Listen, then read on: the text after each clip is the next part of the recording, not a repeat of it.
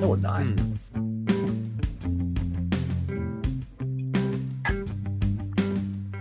All right, let's go. That'll be fine. That'll be fine. Listen, if I'm going to get through this set, I'm going to need you to stop laughing every time I try to speak, okay? All right. Look at Roman's already Roman's dead. gone. Okay. Oh, look at we got doubles. We get 2 Romans. Okay, Perfect. so welcome aboard. Hey, That was everybody. weird. See, I heard Django click something, and all of a sudden I was kicked off. This is That going to was be not good. me. I hope that for the whole podcast, which is live now, Roman. So Oh, just so sweet. you know. Okay. Oh, I was going to say, I hope that we got that third spinning wheel. So Oh, listen. I can always put him back. Oh, good, good. Okay, bring that guy back in. Hey, everybody, listen. Yes, you guessed it.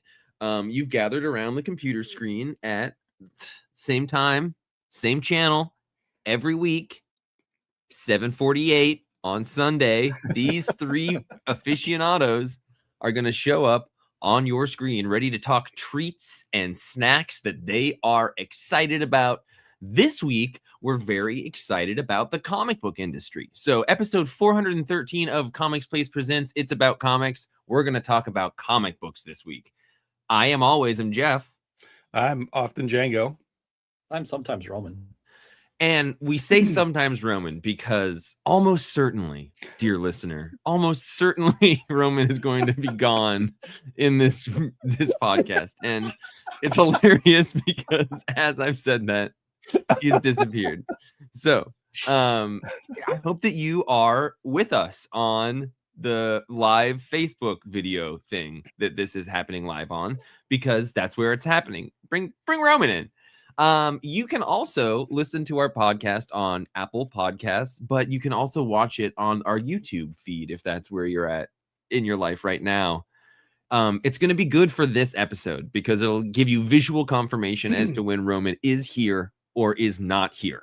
And that means you know when you should be paying attention and not paying attention. 413 episodes of a comic book podcast, Bellingham, Washington, cradle of nerd civilization. The Christmas trees have been lit. The mini series have commenced. I'm getting Christmas one-shots all over my bib. Oh my God. How is it going? Christmas one-shots all over my bib sounds cancelable. I would have kept that one inside, but that's not what you're all about. Bye, Roman. Bye, Roman. I've read a Christmas comic this week, believe it or not. How did that feel? How did that go down for you? I'm a huge fan of Christmas. Right. I read it and it was fine. I think I fell asleep partway through it. Okay. I'm gonna let our friend Will Elmer contribute to this podcast because he gets angry if I don't, and Roman is here right now, so I want to really get to this moment of this podcast with Roman here while it's happening. So thank you so much, Will. What do you got? Hello. Hey. Happy episode number 413, my friends. Lucky number 413. Wow. The Christmas season is in full effect. We've got our lights up. We've got cookies made. We've got Christmas parties on the horizon. Whoa. We went to the little Hallmark village in Canada yesterday. Whoa. We're doing all the things. You know what else it is? It's time for some Christmas movies. What is your guys' favorite Christmas movie?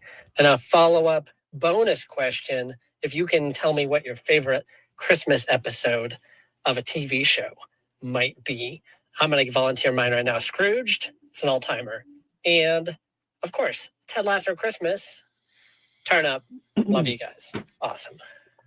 It is worth mentioning that of the people I get positive feedback from about this podcast, it is almost exclusively turnips. Mm-hmm. They love you guys. Turnips love us. And it's like shooting veggies in a barrel, you know, like it's some of the easier. Hey, Roman. Yeah. Just so you know, one of these times you're going to be gone and that will be okay. Yeah. And you will have our permission to sink slowly into the cold night. You know, you don't. We may even enforce it. Who knows? I can retire the poor little exhausted anemic hamster that powers my internet connection. Yes. Yeah. You know, listen, Roman, let me hold your hand. you can go. You can go. It's all right. You don't have to stay for us. Just think about your favorite Christmas movie or episode and slip away into the night. But while we've got you, man, this reminds me of Thanksgiving's past. Little gallows humor, which is why we gather here at the comic book retreat. And you know why? It's because comic book retreat, it's like always, it's permanently 2:00 in the morning. A bunch of buddies are in their sleeping bags. We should be asleep. Their camp counselors like walking the halls, trying to make sure you guys are gonna stop farting in jars and making each other smell it and giggle and stuff. You know, that's why you come here. 4 hours comic counselors group. All right, a lot of places to go this week. A lot of places to go, but Christmas movies is where we're at right now. Django, Roman. I have been thinking about this since Will asked the question, and I'm not sure that I've got a Christmas movie that I really love. And if I had to choose an X-Files would be my Christmas episode, but I don't even know for sure that there was a Christmas episode. There probably was. Oh, there was an episode of Millennium, I think, that had a good Christmas theme. So the Ted Lasso Christmas episode is good. It's very good.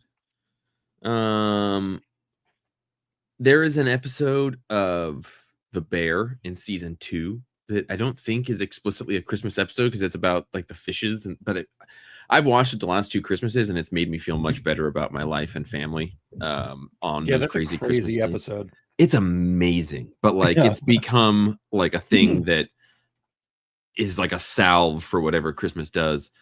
So that one is way up there. That's what jumped to mind. There are some other really good, South Park's got a lot of really good Christmas episodes. Mr. Hanky, Sam, Sam's in one of those.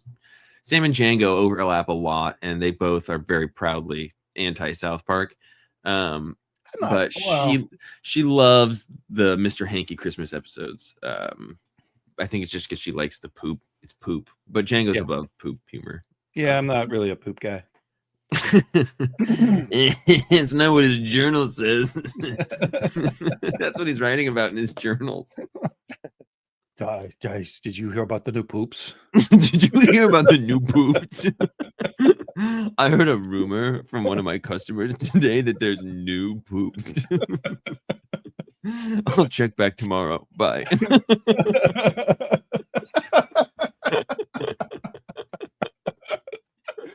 I love the idea of checking back with your journal. Yeah.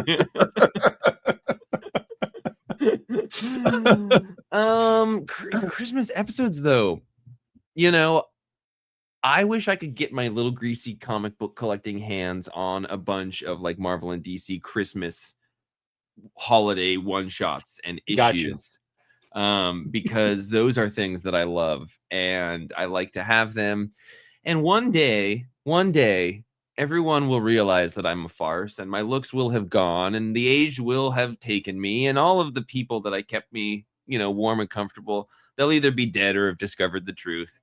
And I'll just be there alone with all of my holiday one shots. And it's going to be a joy. Like it's just going to be a delight until I, oh my gosh, I watched the John Candy documentary. So I was going to say until one night they just find me sitting on my bed with a Christmas one shot and my heart will have given out while I was in the throes of it. Sorry guys, got dark. Roman, what's your answer? Theme of the night. Wow. The movie, it's kind of evenly split between It's a Wonderful Life and that's the best, A Christmas Story. Probably leaning a little more towards A Wonderful Life. But yeah, episodes are tough. I can't remember a specific one now. I'm sure there must have been a really good Batman animated series episode. And it's the South Park episode with the what is it called? The Winter Wonderland. They're in the woods and there are all the cute animals that then turns to a bloodbath. Episode? Yeah, it's one of the like kind of mid-season ones, but yeah, the Woodland Critter Christmas. That's it. Yeah, that one's great. I love that. That's a great one. Yeah, Hail Satan. Yeah. Dude, I'm flipping Yeah, I can see you through guys. a list of 65 Christmas movies, Yeah. and I don't see one that I would want to watch after this episode. What Okay. about, Well, but check I this would out. I would think you would like Bad Santa. Yeah, Bad Santa was all right. Here's what I'll say. I about a month and a half ago was sitting there watching, our guy Daniel Day-Lewis, and it just caused me to like I was making a list of my favorite movies. Were you checking it twice? Yeah, and I checked it 2 times and I've come back to it and I want to find it right now. But it was like genuinely movies that are my favorite movies that aren't like because they're on the tops of lists or anything, but like things that I come back to. And I had 6 of them. And one of those 6 is It's a Wonderful Life. It's just like Right. top movies of all time that like I've come to, that I return to, that are truly in line with my beliefs. It's a Wonderful Life is on there. I'll give it a shot. Which is, I've never seen it. I only just mentioned that because it's like, okay, so what's my favorite Christmas movie? It's got to be It's a Wonderful Life because it's a top 6 film for me. Sure. Yeah. No, that's totally fair. I will say that when I was a kid, okay, go on. I played my mom against her friend, and my mom had said, no, you can't go see Scrooged. Or my mom had said she wouldn't pay for us to go see Scrooged. So I asked her friend if we could go see Scrooged, and then she hit my mom up for money. Wow. And then we went to see Scrooged. And then we got there. Okay. And you know what I thought? What'd you think? I didn't know this was just going to be a Christmas carol. Okay. I haven't seen Scrooged. It's just a Christmas carol, bud. Yeah. I can handle that. Yeah, with Bill Murray. Like, it's pretty funny. I can handle that. I like Bill Murray. I like comedies of that time. I like A Christmas Carol. Yeah. Okay. What's your point? That's all. Why are we here? That's my. We're here to talk about comics until Roman leaves. Exactly. And then continue talking about comics until the Romans leave, and that makes me mention that the other movies on that list so far are Wayne's World, Godfather, Goodfellas, Gangs of New York, and There Will Be Blood. Those are all pretty good movies. He's a movie man. So if I tell you I'm a movie man, I'm sure you'll agree. Excellent throwback Rome Dog Millionaire. Slightly related, and I was going to bring this in later, but I think it's relevant right now. I saw the new movie, Wake Up Dead Man, the Netflix joint, starring the Boston Benoit Brand biopic. Cool. Nope, different one. Damn it. I thought it was a Beatles reference. Is it a Beatles new reference? Knives Out movie? Okay. That was Wake the other Me one. Up, Dead Man? Right. Wake, turn me on, Dead man. There you go. So the font for the movie is the There Will Be Blood font. Oh. Or very, very close. And at some point in the first 8 minutes of the movie, somebody says, that'll be fine. And they don't wink. There's no hint that it's anything but part of the script. Do they mention quail prices at any point, Django? No, but do they mention quail prices anywhere in the film? It stood out to me like you wouldn't believe. Oh, I do believe. It was even better than when they said the name of the movie, which they didn't actually do. Spoiler alert. No, so that's what it's about, everybody. It's about hunkering down next to the can of old coffee bean farts, next to the flashlight in the room. We're all sitting, like we're in the open space. You've got Tim, who's got, a sleeping bag 4 feet to the left of you. He's on that plastic mat that they had to lay out because he always pees. So he also always smells like pee. Mm-hmm. But anyway, that's where the Congress of comic book chatter comes from, the enthusiasm. And on a night like tonight, inside the comic den, I think is what it was called. It's eternal. It's a pre-Christmas week.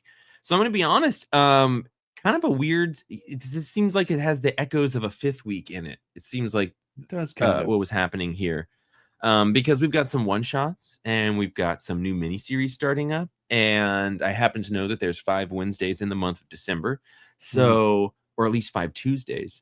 So it's kind of a weird, shaky one.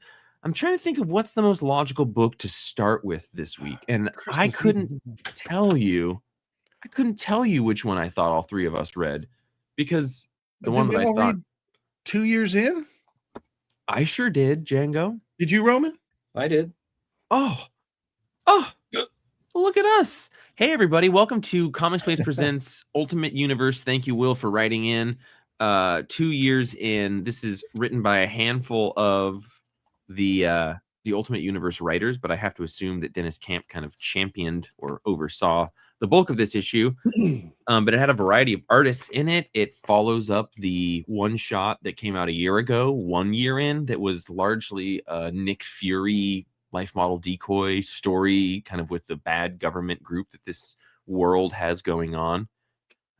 If that sounds familiar. I don't remember if I read that. I must have read it. I bet you did. Because I've been all in on the Ultimate Universe, if you know what I mean. Yeah, I mean, you and DC have been all in on the Ultimate Universe. This one, like, yeah, again, there was one issue of Dennis Camp's run that dealt with the Guardians of the Galaxy that was within this second year. But this full issue sort of follows around the Guardians of the Galaxy in this Ultimate Universe.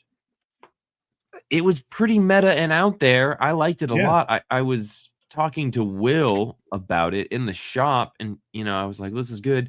He was like, well, I haven't read any of that series. And I was like, I don't think having read a lot of the series will make this make a lot more sense. This felt pretty disconnected, other than like the setup, which they give you on the first page, like the Maker's trapped and cosmic universe or reality spanning stuff. Yeah, I think it felt just like a romp that is going to probably plug in to the final battle to me. Yeah, I will say that there's a bit of Kang on the cover. Those watching the video feed can see the cover there, and there's a bit of Kang on the cover. And I can't help but notice that in the bulk of the issue, there was no Kang. That's weird. Roman, confirmed, denied. Was there any Kang in here? No, I confirm. I don't remember. Nope, there's no Kang in this. Now, I hate to why it was on the cover. Beat a dead horse, but covers. Lies. Covers are lies. What I thought was cool about this is that the Ultimate Universe is in this kind of weird, ambiguous space right now where like a bunch of the people are telling the readership that the Ultimate Universe is ending. Right. So as far as the readership base and us, as we know, like this universe is ending, but also it doesn't feel like that's real. And it feels like there's going to be some reboot of this very successful thing that they're doing or a continuation of it. But the story of the Ultimates itself is like very mired in this, like the metaverse stuff and multiple timelines and crazy alternate realities interacting with each other. It's hard to wrangle and tie together, but this issue I thought did a really good job of kind of bouncing to the far realms of reality in the Marvel universe. And we get like, do we see? Oh, we get, like this Ultron Watcher equivalent, like they're, the ultimate Ultron 82, that's really good Dennis Camp stuff right there. I would have to guess, but I thought it was a good single issue to be taking place at a time where the ambiguity of what's going on with the Ultimate Universe and what's going to happen over the next 6 months is like very up in the air. So to be able to do something that feels like equal parts could be kind of nearing the end of the saga or like in the middle of the saga or like a good jumping off point for some new stuff, like interesting, execution of this single issue. I'm curious what you thought about it, Rome Dog Millionaire. No, I was a little disappointed just because it doesn't really seem to tie in much, at least at this point, to the rest of the Ultimate books we've been reading. Totally. Which I expected it to, so I was a little like, well, come on, where's the Ultimates? Where's Tony Stark? Where's all those guys? But I do like Marvel goofy cosmic stuff. I mean, I liked U-82 and I like Modos, the mental organism designed only for sorcery, even though he didn't do anything except like be in the background. And Celestials are cool and all that, but the Javier Pulido, like 4 pages with the Daredevil. That was the best. The Daredevil who's actually the Beyonder. That was cool. Yeah, they are doing such awesome stuff with weird character mashups in this. Yeah. Tell me Yeah. why that's cool, because I thought it was really dumb. Oh, I thought it was. I had a really hard time with it. I loved it. Probably like off the jump, like I really like Javier Pulido's art, and he does really interesting stuff with panels and layout. So to have him doing this thing where Daredevil has kind of become the Beyonder and is like interacting with the panels in a very meta way, I liked that a lot. Breaking through things. It was just like very breaking the fourth wall. Like how meta can we make it? You know, adding layers on layers on layers right there in the middle of the issue is what I loved about it. I'll give it that. I don't know why it has to be Daredevil. Yeah, and I don't know either. I mean, I figured it's, you know, just a Beyonder being goofy like he does. Yeah. And I like that goofiness of it, that it's like, okay, there's no reason for this to be here, for the Beyonder Devil to be here, but it was just so goofy and cool. And I love the art and the meta-ness of it. That was probably my favorite part of the issue, actually. Yeah, I think the it was engine that they have that runs on hope. Because this book, right up until the very last couple of pages, you're losing hope throughout. Like things just start sliding and getting darker and darker. It's like an episode of this podcast. Yeah, well, you know, I mean, within the title of the episode, with Jeff, Django, and Roman, while he lasts, he's not that much older than us. Like, come on, he's not Where's my fruit that's oxygen about machine? to fall off a tree. Jeez. I loved the kind of evolution of the save everyone to their message from their friend out there is save what you can. And like, yeah. Maybe we should reassess some of our expectations for ourselves and let just perfection be the enemy of good. Exactly. Yeah. Right? You got to make something sucky before you can make something good. Yeah. I like it. And you get, you know, Phil Noto art, who has really, I've always liked his cover work, but he's gotten really good at just kind of, you know, interior pages art within here. Ooh, the multiple man in here is very gross. Gross and awesome. Yeah, it's really gross. Like, does he still have multiple man in him? I don't know. I think he spit that Flim Jim up, but I think that it's time to give it a score, and I think that score for old Jeff is an 8.5. That's a pretty good score. I'm going to give it an 8.0. Yep, that's a pretty good score too. I'm going to give it a 7.75. 7.75. All right. Okay. That's not so bad. No, it's not so bad. It's not so bad. It's not so bad. Django, you read a lot of Marvel books. Any chance you read Fantastic Four #6 this week? Jeff, as our resident Marvel fan, I certainly did. Oh, Fantastic Four, Ryan North, Humberto Ramos, issue #6, but actually more like issue number 30-ish or so of this run, Something right? like that. Yeah. And it's awesome. Oh, I'm going to throw it on the ground. Of course you thought it was awesome. I felt like this issue was like specifically trying to gain you as a fan, even though you were already a fan. Yeah, it got me pretty good. It was what impressed me is that we got, I think, basically like 3 full stories in this comic. Right? Like normally a comic would just give you the story of the Fantastic Four defeating these guys that are trying to stop the Earth. Right? And in this one, that's just the first 4 pages or 5 pages. And then we get another story with the what's his name? The wizard guy. Yeah, the wizard. The wizard breaking into the Fantastic Four's building. And then we get another story with Reed teaching his kids using his hands, like teaching everybody what encryption is. Like, yeah, Ryan North is so cool. Ryan North is so cool. He's really cool.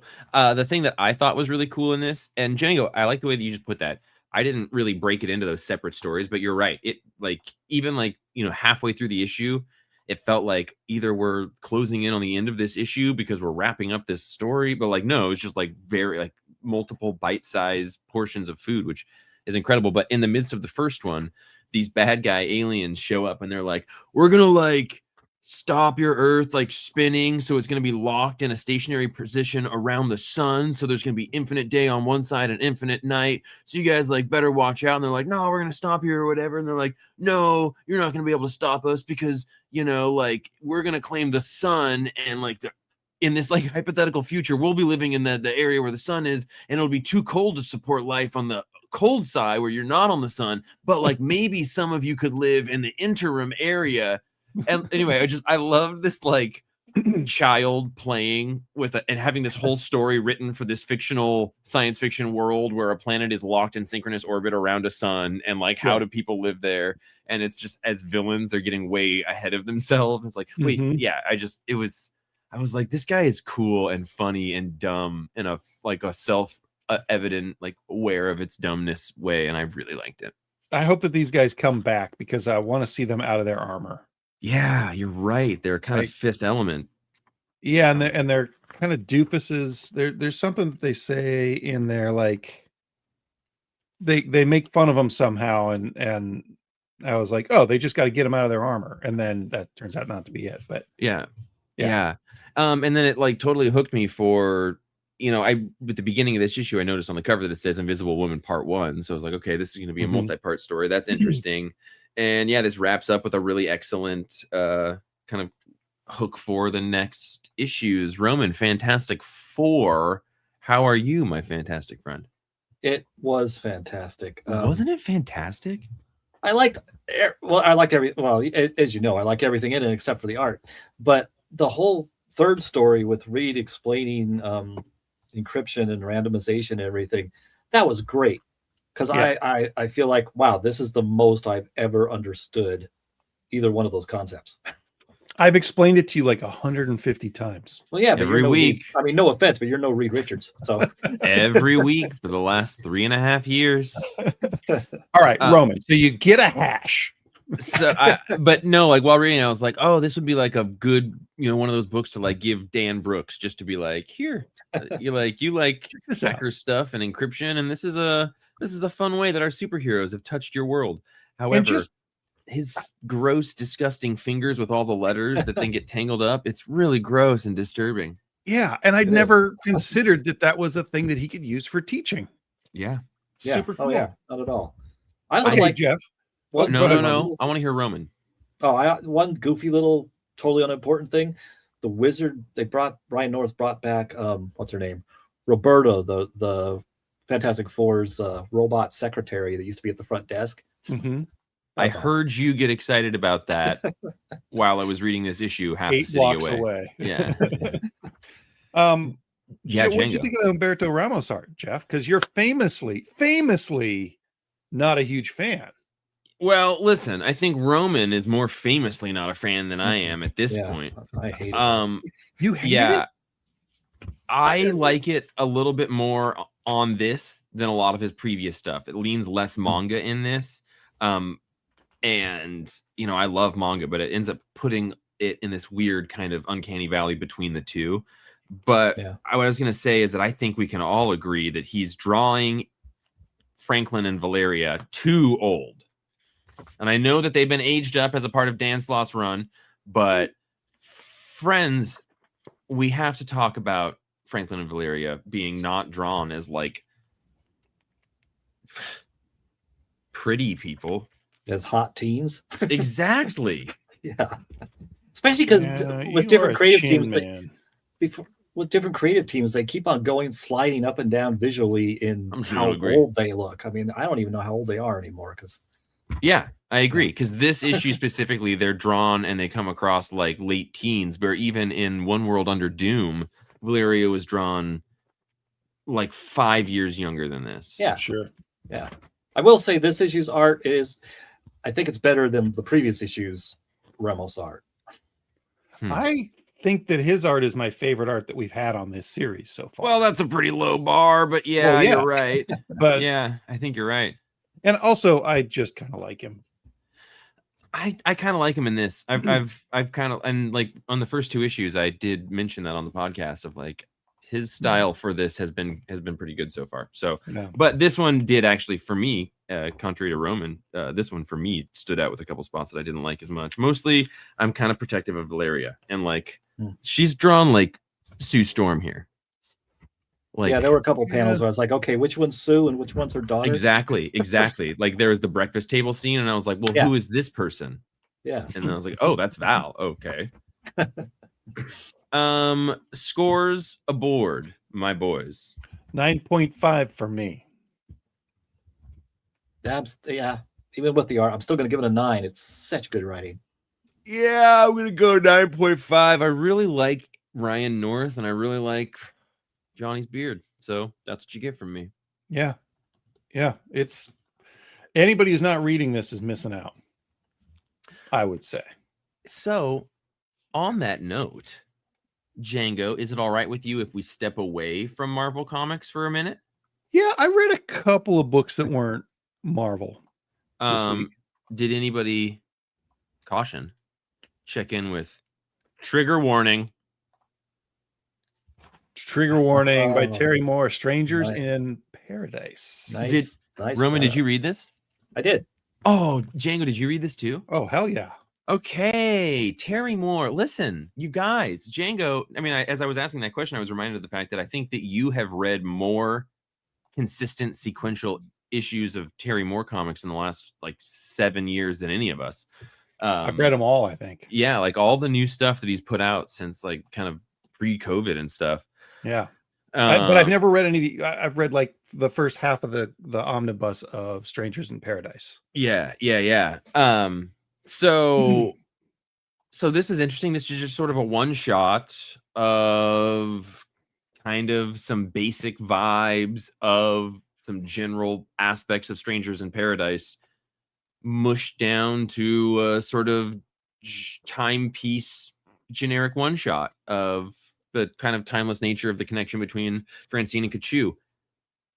Yeah. What if they met in the Wild West? What if they met in the wild? What if they existed in the Wild West? What if they're kind of universal constants that could exist at any moment of any time in any genre, and have the kind of still foundational aspects of their relationship intact? Roman, you like it? I think so. I was too stuck in my Marvel brain, and probably the first half of the issue, I was like, well, did they go back in time? What's going on here? I didn't realize it was just let that stuff go. It's just what you said of kind of what if they met in the Wild West. I didn't know going into it what it was either. And I also was wondering that same thing. Like at the end of this issue, he does a write-up and he says that. But I maybe kind of would have liked that explanation at the beginning. Yeah, I didn't think about it or care. I just jumped into this Wild West story and was like, all right. Yeah. Cool. I like all these people. I like what Kachu does to the bad guy in the bar courtroom. And well. Yeah. Now that we're here. All right. Now that we're here, and Terry Moore draws the best things in the world, and I love his art, and I love the paper stock, and I love that this exists, and thank goodness it's here. But and like all these beautiful like sketches in the back, like pieces of art that he sells and stuff he includes in here. But what happened at the end? At the very end? Well, like she wakes up because she got hit in the head from Billy, they say. Right. Well, I don't remember who Billy is. Billy was the person that like it was very near the beginning of the issue that she shot with the barrels. It went through the barrels and stuff at the beginning. Well, which means in Strangers in Paradise universe, I don't remember who Billy is. Yeah, I don't either in this moment. In the wider context. I think that it's just weird that it means that like a big bulk of this issue is like a dream or something or doesn't happen. If it's and you can see it. You can see it on the page where she shoots him because there's a bullet that whizzes past her head. Right, exactly. And her hat goes up a tiny bit. Yeah. And then she has a hallucination that is most of the issue, but it turns out that she ends up at Francine's house anyway. Right. Like it just seems like even when she hasn't met Francine yet, they're meant to meet. Right. It's like the ultimate romance there. They're always going to meet, whether it's in her dream Right. or in real life. And so she just dreamed a lot of it, which I think is good because the conversation that saves them at the end is a little bit silly. Yeah. Like I agree. I believed it in the context of the story, but I'm glad that it didn't actually happen in the story also. Yeah, I agree. And that was sort of what I walked away with, was like, okay, it's sort of, it's both, and it would be either one if not. But I will say, to your point, as just like I think Terry Moore's stories oftentimes, go out and are long and have lots of connecting parts.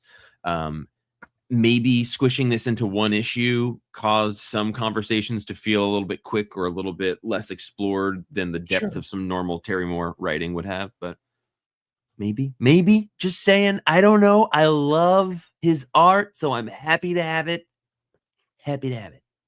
Ew. Yeah, I mean, I like Elseworlds. This isn't Elseworlds, right? Yeah, for me, it's an excuse to look at Terry Moore art.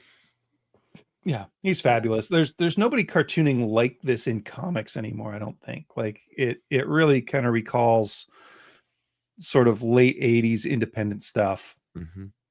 But the good stuff, not there was some pretty low end comic booking back then.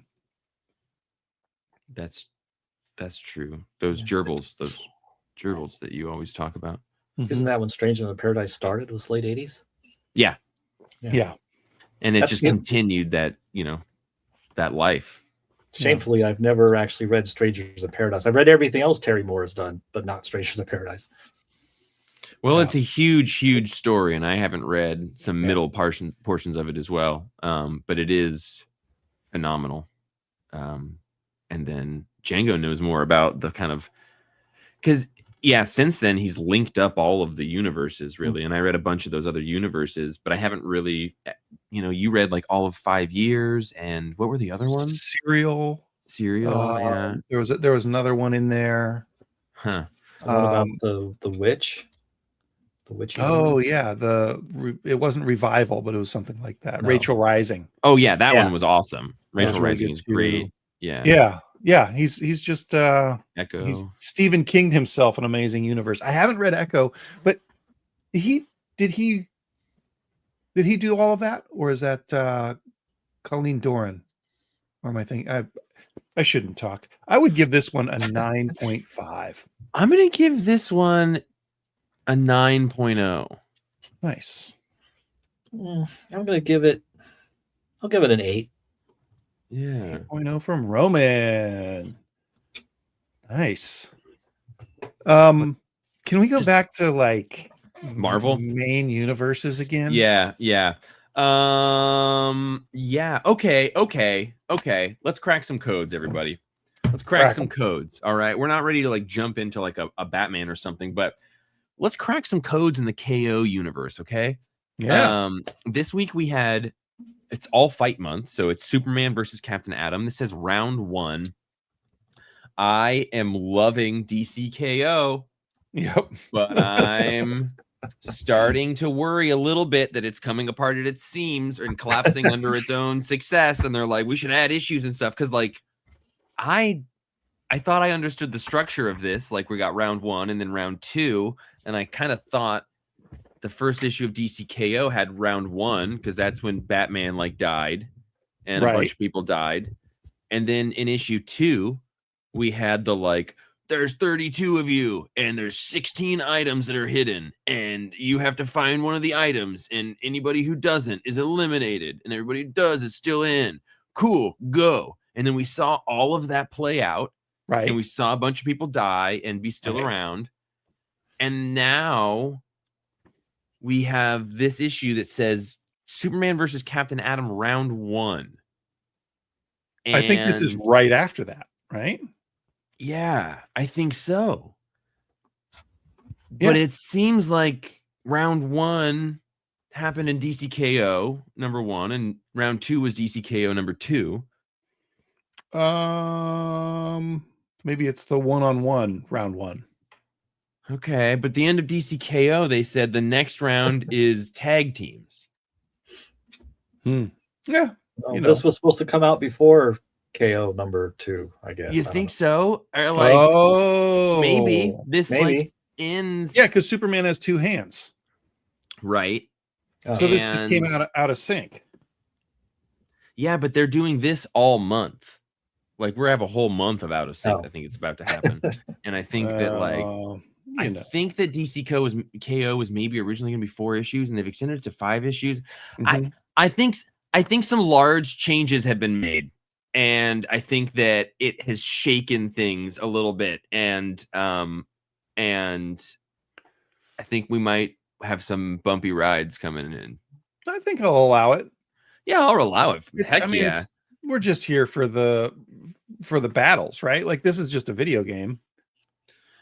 The storyline of no, Django, that's the problem. That's the problem. Spoiled it all. No, you people are the problem, Django. No. All right. I was reading this. I was like, all right, this is like when there was X-Men versus Avengers, and it was awesome, except for they also had the like stupid 5-issue storyline that was just AVX versus just the battles. And so it was like, as I was reading this, I was like, okay, like what are people like what does the DC office need to hear? Like, do they think we just want issues of battles, or do they think we just want issues of stories, or should they be a mixture of both? Or like, should the spine be the story and then these other series exist as the battles? Or why are we including the battles? Is there an incredible like population of people who are like, I really need to see the fights? And I think Django, you're saying yes, maybe they are.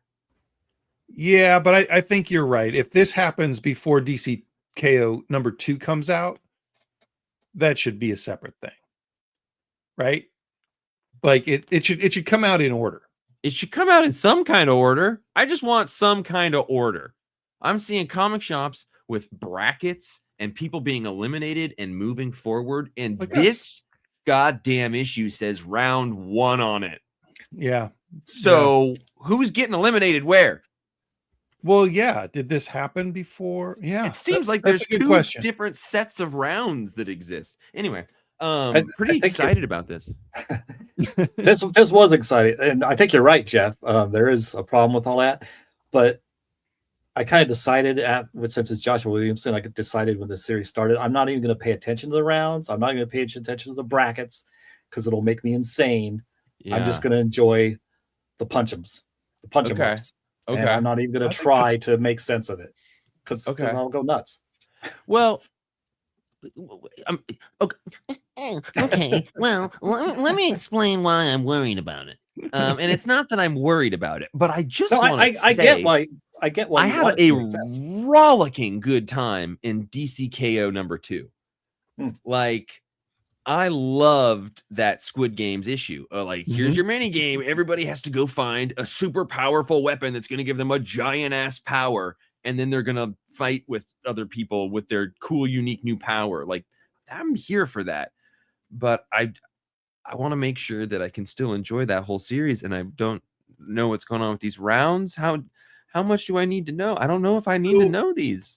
I think the thing that I need to know, because this is the first of the single fights, right? Right. For All Fight Month. For All Fight Month. And this has a specific structure, right?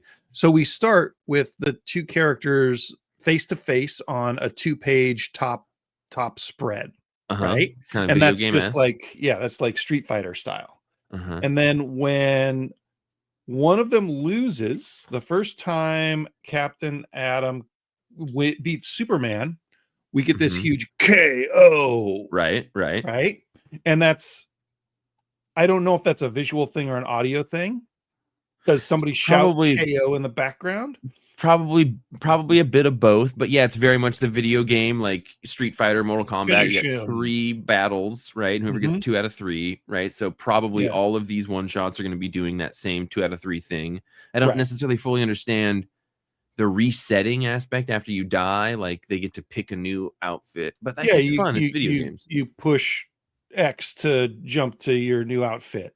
Like you jump to any version of you from any time. Well, Django, I'm excited that you brought up video games because yes, a couple of days ago, Metroid Prime 4 came out, and that is a game that I have been excitedly waiting for since it was announced 8 years ago, and was playing the previous ones for many years. So Yes, Metroid Prime 4. Everyone listening, we are playing Metroid Prime 4 just slowly, just very slowly.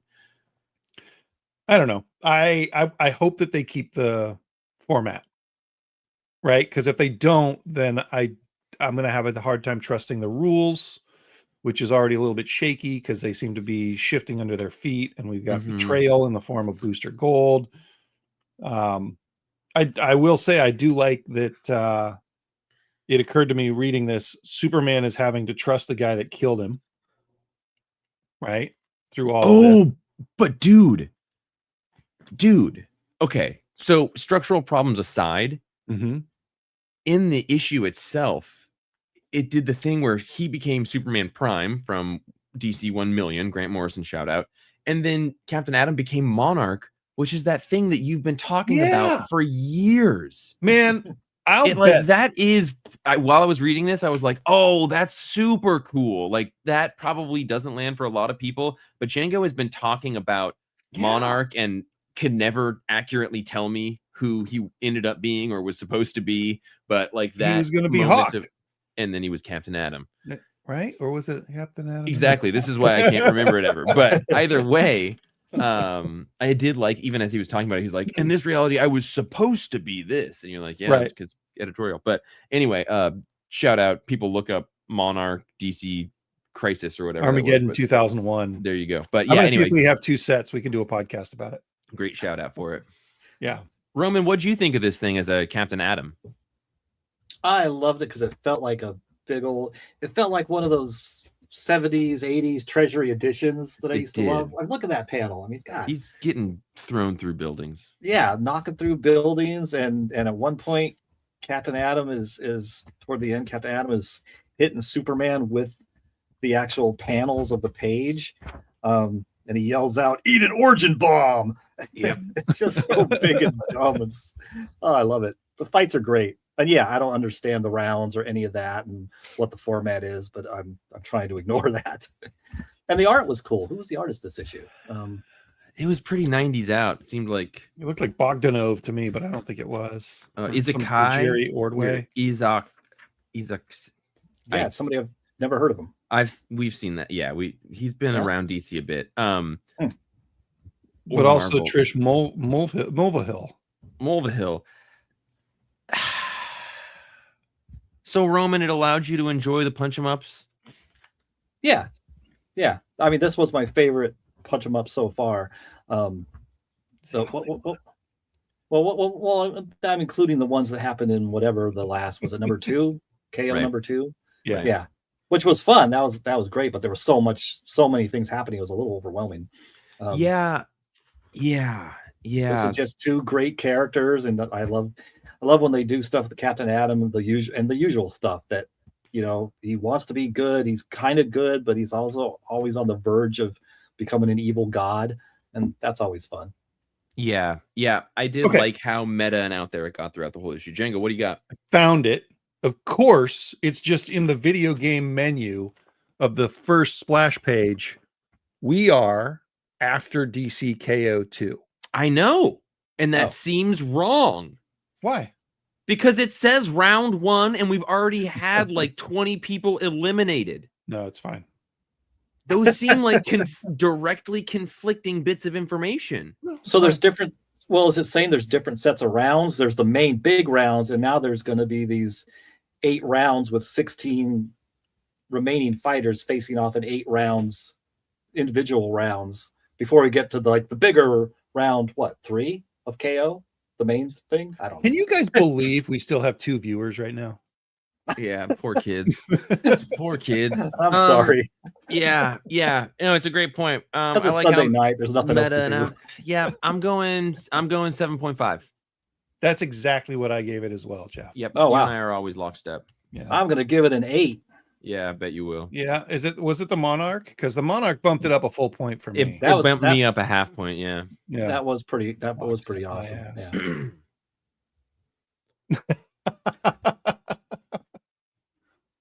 Are you kidding me right now, Django? I'm sorry, listeners. Also, I think we can all collectively agree it's astounding that Roman is still here with us. Yeah, I don't know what's going on with his internet. The hamster had some carrots. It really stepped up. Really stepped Yeah. up. Multiple steps.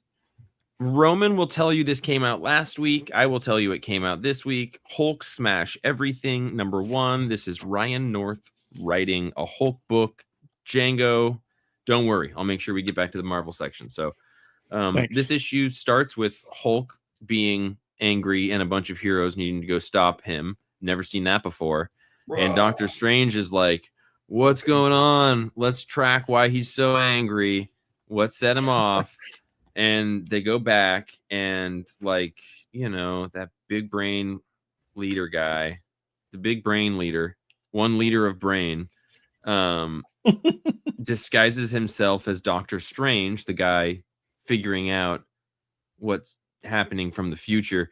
Sassy Doctor Strange, in the form of the leader, goes and starts harassing Bruce Banner to make him angry. This is really convoluted, kind of like, okay, so like they got, you know, the heroes are like, Hulk's angry. Why is Hulk angry? Oh, the leader is dressing up as other people and pissing him off. Okay, so now we need to stop him. And they're like, I know what I'll do. I'll create a portal and send the Hulk to the leader so that one leader of brains can like take him down. And then like Hulk shows up there and leader of brains is like, no, this sucks. Oh, wait, I can just make a portal too. So they send another portal and then Hulk goes through it and he goes back to the dinosaurs. It's just like seems like a really convoluted issue to ultimately get us to the end, which is Ryan North writing Hulk going through the dinosaurs. That's pretty rad. It looks like he's effing up some dinosaurs. And at the end, I think that the asteroid that kills all the dinosaurs is showing up. And I think Hulk is going to have to survive it. So if you're getting some sort of mixed feelings from your weird Uncle Jeff here on the podcast, yeah, it's because I got kind of mixed feelings. I love Ryan North. I thought it was some kind of lackluster, contrived issue stuff to ultimately get us to the end of the issue with him going back to the dinosaurs. Probably could have happened earlier with just a Marvel magic wave of the wand, you know, in 3 pages. But here we are. And I'm excited for Ryan North, who got his start writing dinosaur comics, to get to be writing the Hulk doing dinosaur comic stuff things. But Roman, you're the actual Hulk expert, and whether or not you read this book last week when it came out or this week when it came out, I'm curious what you thought of it. I felt much the same. It was very contrived. I thought the leader was a little... I was like, that doesn't really seem like the leader, that he would go to all this trouble to pretend to be Doctor Strange. Yeah. He's usually more straightforward than that. It was weird. And yeah, that's the same thing. When we got to the last page, I was like, oh, here's where it really starts. Hulk versus dinosaurs. That's what we want to see. Yeah. So that's pretty cool. Is he going to smash the comet that's going to hit the Earth and save the dinosaurs? And we're going to have a Sound of Thunder situation in the Marvel Universe? Well, that'd be sweet. But yeah, the only thing it changes is the leader's personality. I was thinking the same thing because in this issue, and not in the Fantastic Four one, but in this issue, I was like, yeah, we need to like be able to just on these quick time travel stories like this, need to be able to, you know, have like a quick note of just like, this is a time locked time stream so he can F up dinosaurs and not worry about present day. Or is it a Sound of Thunder thing where it's like, all right, this type of time stream is where he needs to be careful about stepping on flora and fauna or else everything's going to change, right? Like it's basic theories of time travel that affect how the character moves around and how we perceive the story of time travel. I would love to have some shorthand for that. Yeah, that almost feels like sometimes I'm watching, like when I go to those mystery movies on Monday nights at Regal, sometimes I think, I wish I could tap the front of the screen and see how many minutes are left. Yeah. Right. And sometimes I think, I'm glad I can't tap the screen and see how many minutes are left. I might leave. I want to see this. No, I want to see this thing unfold. Right. And I don't want to know where I am in the story. Totally. Right. So saying which type of time travel that is could affect the way that you view the story. But I think in something like this, it could really heighten the stakes. Or just like, you know, save us some time. If it's Marvel, not super important ones. But I do agree. There's lots of movies where that question, the ambiguity of it, is important to your enjoyment of perceiving the story. One battle after another. I did not want to know how much time I had left. Totally, 100%. I agree. Right? I don't want to know. This A could lot end of in times, 30 seconds, and I would be confused and happy. and in some situations, it's because I'm not enjoying myself, and if I knew that there was 45 minutes left, I might leave. Yeah, exactly. Yeah. Here's a possibility. Yeah. Maybe Hulk's not on regular Marvel Earth in the past, but maybe he's on whatever Earth the original Devil Dinosaur and Moon Boy are in. So if he changes time there, it doesn't matter. I like that. Maybe the leader is Mysterio. and none of it's real. Maybe we got accidentally nicked by Billy's bullet and we are asleep in the saloon about to meet Francine. Do you know what sound that makes when it hits her head? A nice Wayne's World callback. I was thinking, yeah. Ka-choo! Ka-choo! That's really good too. I appreciate that you knew that was a Wayne's World callback. Well done. Yeah, if you're gonna spew, spewing this. Listen, you everybody. get the most. Sorry, should... that was Pulp Fiction.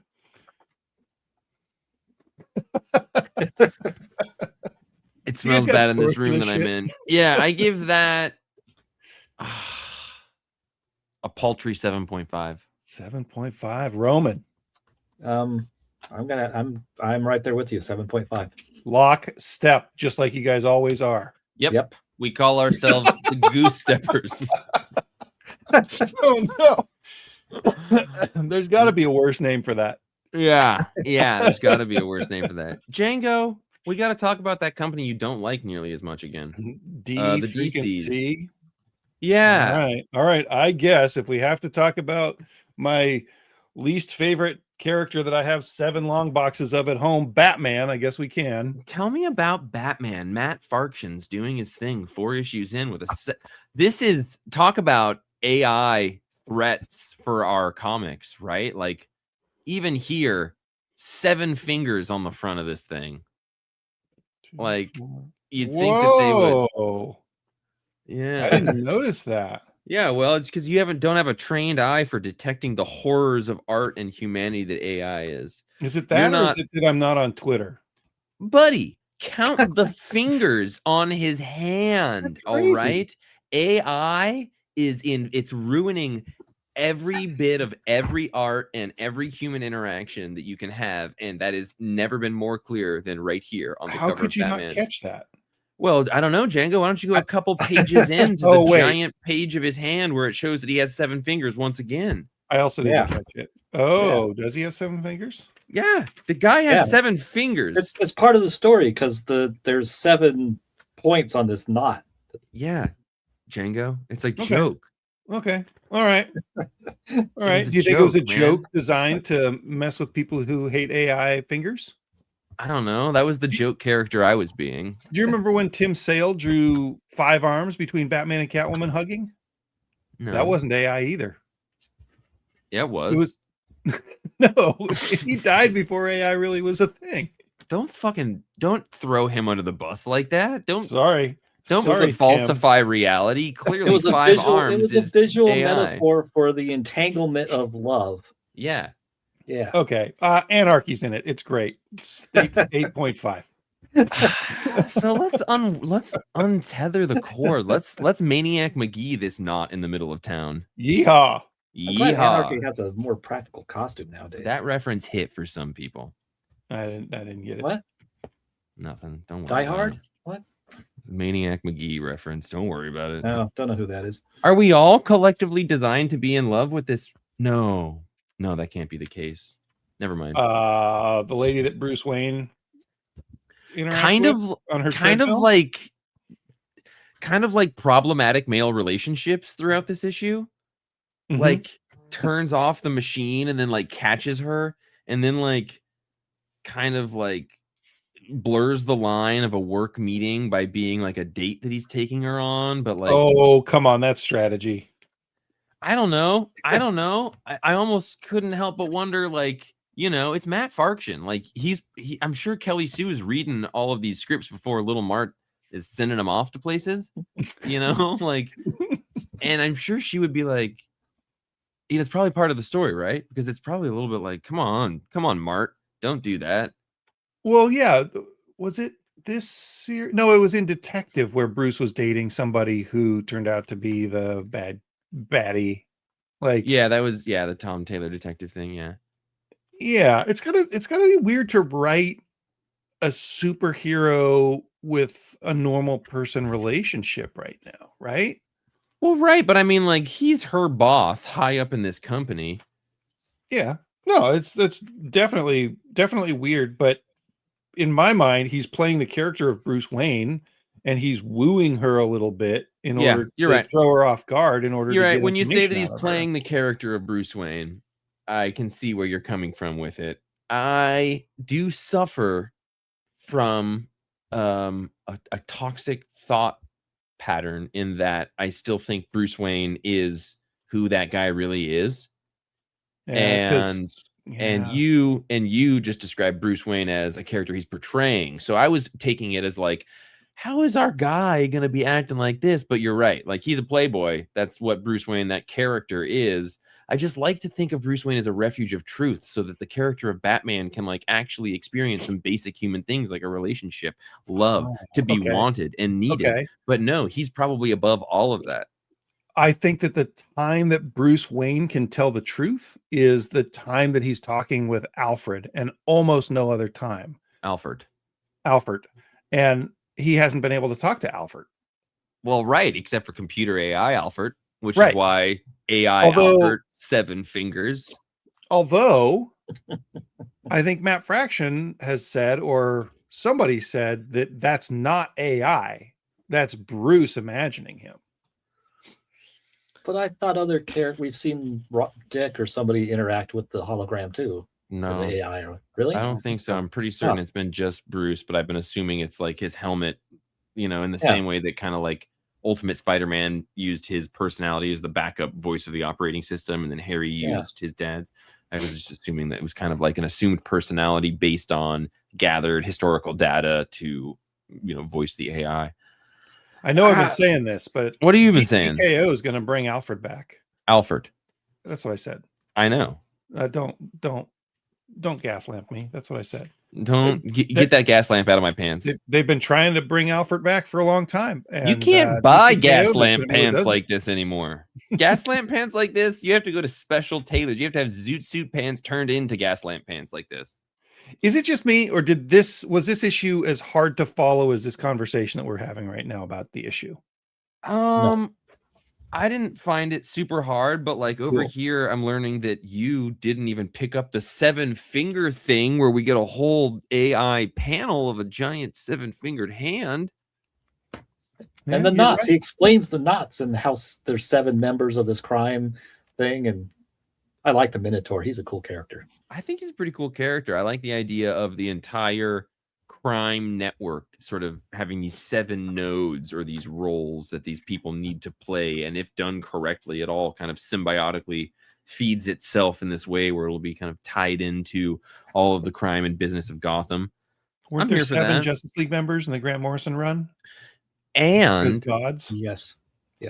I do think that I would like for Wayne Manor to be Bruce's again now. Yes, please. Like Bristol Township, Old Wayne Manor. That's where all the baddies are. Like, get out of our house.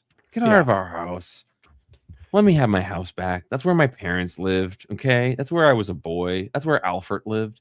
Patience, Jeffrey. Okay. DCKO is going to finally be the thing that resets Okay. Batman, and then editorial is not going to allow anybody to take his money away. Okay. They're not going to let anybody kill Alfred again.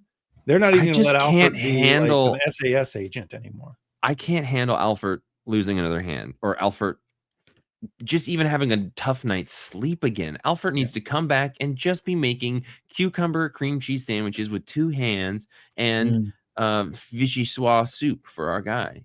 Soup's cool. He'll be back with 2 hands.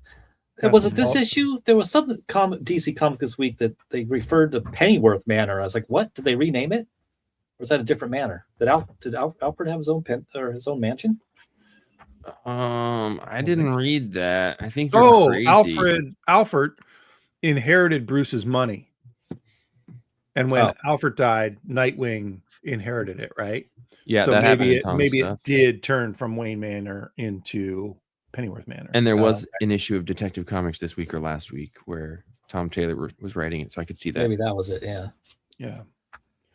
The only thing I didn't like about this issue was the very last page of the story, because that's an ugly drawing of Batman. Let me get there. There's a lot of back matter these days. That's like John McCrae legs, and I love John McCrae. Yeah, it is. The leg is just a little bit. I did while reading it. I was like, okay, he did some like real sharp, loose lines with those. Oh, legs. I noticed 7 fingers and real sharp, loose lines. My name's Jeff. Oh, sorry, my name's Django, and I have to work to be as oblivious of comics as I am. It takes effort. So what do you give it? What feelings hurting feels like, Jeff? Feelings hurting was. I think I'm gonna go 8.5. I'm gonna go 8.0, and I think I bumped it a full half a point for the girl in the Crocs because I really like that scene. I really liked that scene also, and I really liked like the Crocs gag. I almost sent a picture of that to Erica because it's really good. She's a Crocs apologist. Yeah, there's a lot. 8.0 would have probably been a 7.5 honestly if it was not for that scene. Yeah, that's fair. That's fair. I'm gonna give it an 8. One of the things that surprised me, I didn't realize, I should have, because there's a big freaking anarchy symbol on his shirt, on his hoodie, but I didn't realize it was anarchy at first. I thought it was Clown Hunter or some lame new villain. I didn't know either. And then I realized, I was like, oh, I don't know when they gave Anarchy a practical outfit instead of his robes and giant hat and everything, but fuck cool. His practical outfit, Roman. His old outfit is so much awesomer, where he's just got the golden mask and all with the giant neck. Like, yeah, it is. Like it is golden, cool, but it's not scythe practical. Neither is Batman. Did you see this guy's legs? He can't land on legs like that. We're all friends. It's all fine. Before we get out of here, we have to make sure Jeff knows what happened with the Terminator Santa Claus is Coming to Town one shot. Santa Claus kicked his ass. Oh, did he? What happened? Was Terminator a Santa Claus? Was Santa Claus terminated? What happened? Did you read this, Roman? No.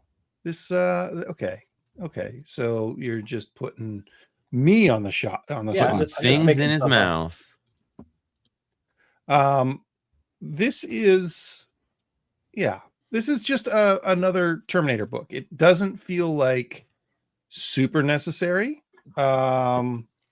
It's set in the future again, because I think that's what this round of the Terminator stuff is. It's set after the rise of the machines.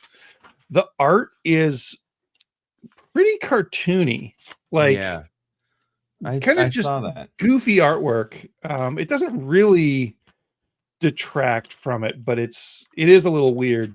It's a little G.I. Joe Saturday morning cartoon. Yeah. And the Christmas conceit here is that when the Terminator arrives, it decides to get dressed up in Santa Claus outfit. And why does he do that? Why does he do that, Django? Why does the assessment Terminator complete, disguise acquired, fit probability 0.99? Okay, so he thinks that outfit's going to fit. Okay, so like robot, no context, AI, just normal stuff for our current time. So he just doesn't have enough context to know that it's going to be weird, and so and it's also got like this these two humans that are fighting the battle, and one of them is young enough that he doesn't remember or never knew Christmas, and the other one is explaining Christmas to him. 1 to 10. I mean, it's got some good robot Santa stuff. It warmed the cockles of my heart, and I prefer them cold. It's like those fucking things are for gazpacho, so 7. It's fine. Gazpacho. You'd probably love it, Jeff. Did it have any like random 1 or 2 page sequences of gorgeous art that seem like it might be associated with a silent story that you cannot parse at all? I don't know what you're setting me up for here. Well, my favorite Terminator run was populated by a lot of pages at the end of its issues that seemed to be related to something, but didn't really have any coherence. But they looked pretty. But like, what a waste of space. Let's talk about this, and maybe we'll come to a conclusion that the time travel was being used as a. No, nothing like that. It wasn't bad. It was just kind of a paint by numbers comic with one cool Terminator in a Santa Claus outfit conceit. Yeah, but we do have a lady shooting a Santa robot with an enormous gun, and she says, divided between two text bubbles, "A Merry Christmas to all, and to all a good night." Kadoo! Pretty badass. It's pretty good. Pretty good. Okay. Does anybody else have anything else they need to talk about before we like go and settle in for a long winter's nap? Did you read Night Fight? Oh yeah, I did. For sure. Can you just give me a quick your thoughts on it, because it feels like it's chemically made for not me. I don't hate it, but it feels kind of like the what is it? The Batman Immortal is just Power Rangers dressed up like Batman, and I bounced off of it. Yeah, that's hard. That's hard anti-Django. But some people really like it. So what's going on with Night Fight number 2? Because I feel like I'm missing it because I'm an old grumpy man. Well, so yeah, like DCKO round 1 or the pre-rounds or whatever, Batman dies, and the one item that he chose to bring into the arena was a mother box that would, if he became inactive, it would grab his body and transport it somewhere. A mechanic that I don't fully understand, but he cheated. This series, you need to know. Kind of cheated. Yeah, like, and it seems like the mother box is taking him through a couple realities. And the first one is, and they're all sort of related to the question of who would sort of carry the mantle of Batman the best, or what would happen in a reality where if he died, these are the people that inherited it. So the first issue is kind of like, here's what happens if Dick, whatever. And it's like the unreliable narrator, like, Dick is saying that Batman's crazy in this reality. Like, is it Dick's reality, or does Bruce know what's going on? Like, Bruce knows what's going on. He like kills himself or something, and then he like goes to this backup reality now where it's, what if Jason Todd had become Batman, and like the whole town is kind of become encased in a giant red dome because the Joker let this crazy gas out. To me it's pretty good because it's Dan Mora who just draws the best stuff, and it's just a kind of Batman miniseries doing the pretty classic thing at this point of kind of seeing the typified, exemplified version of each Robin kind of embodied to its extreme as a Batman, and like what that world would look like. So, like we've seen that a number of times. It even harkens back a little bit to sort of Grant Morrison's run. But yeah, I don't mind it at all. No, I don't mind it.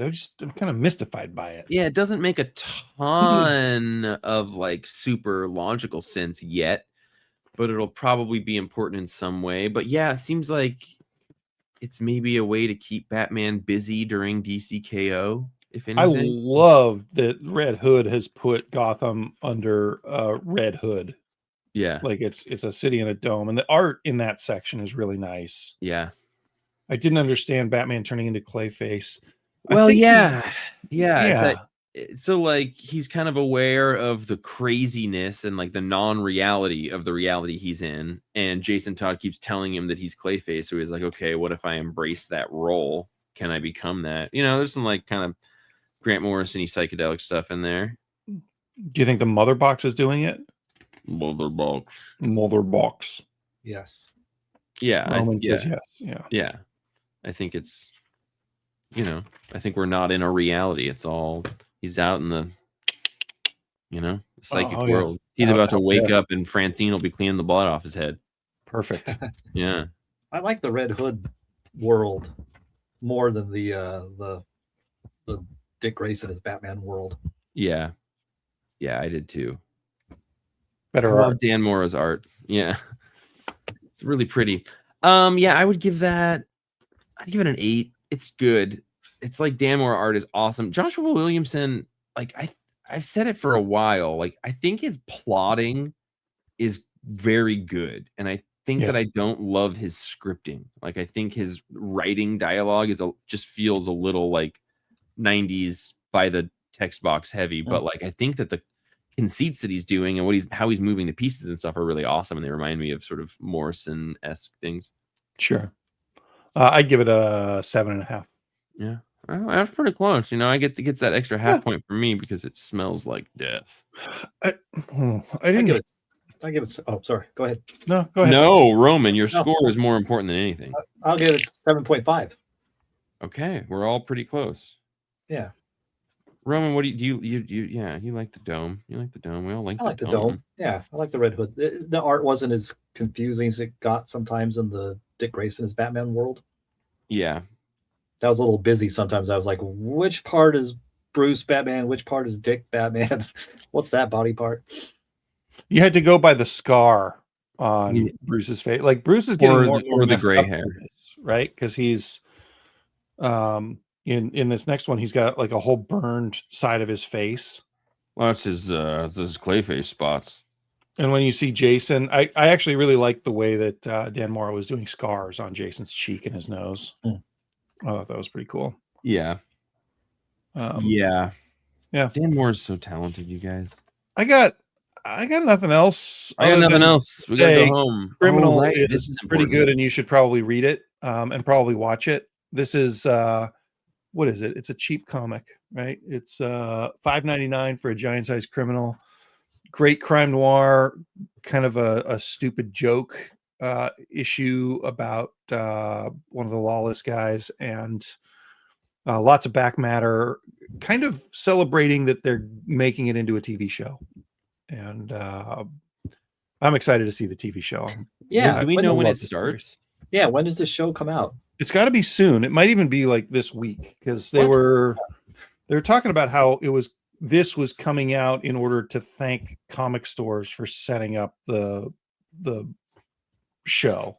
Oh wow. But yeah, I guess they don't have a date in here. Yeah, it's really soon. On Wikipedia still. Really?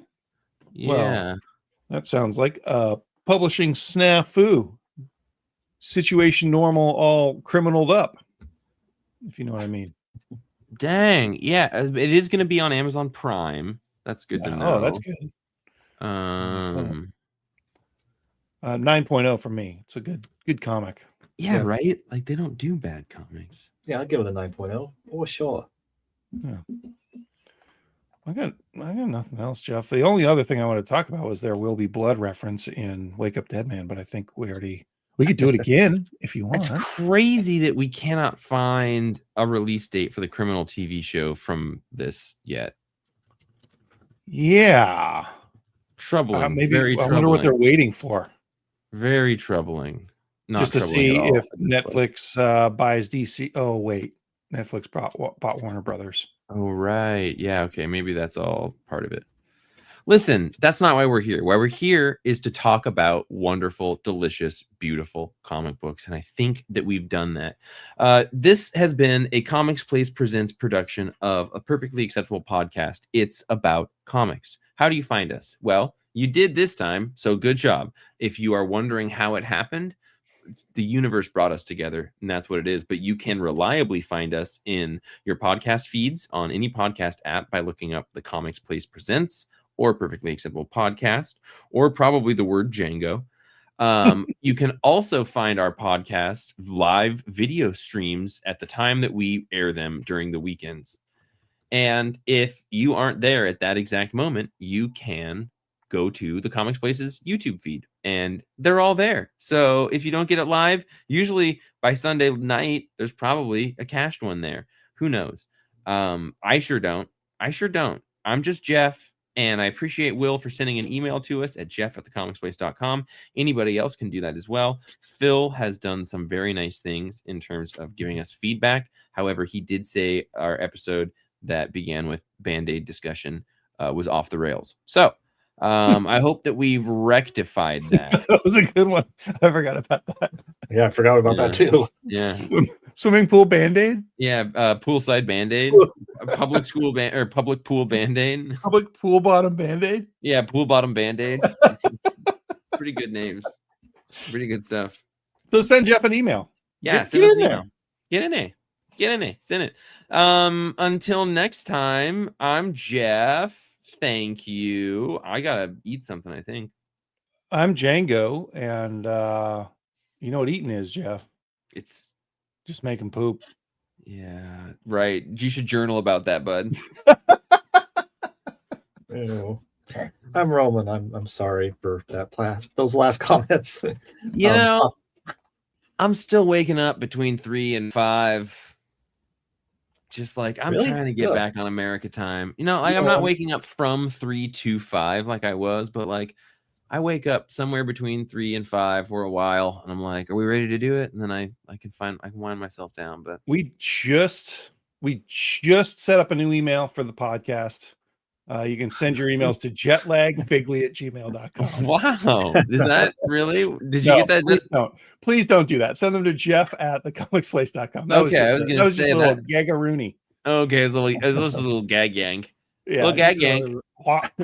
See you next time.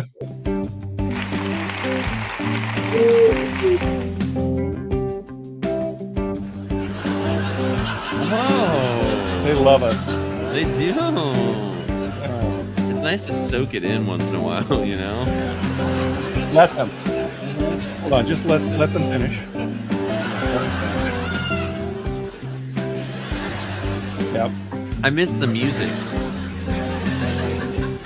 Django, there's no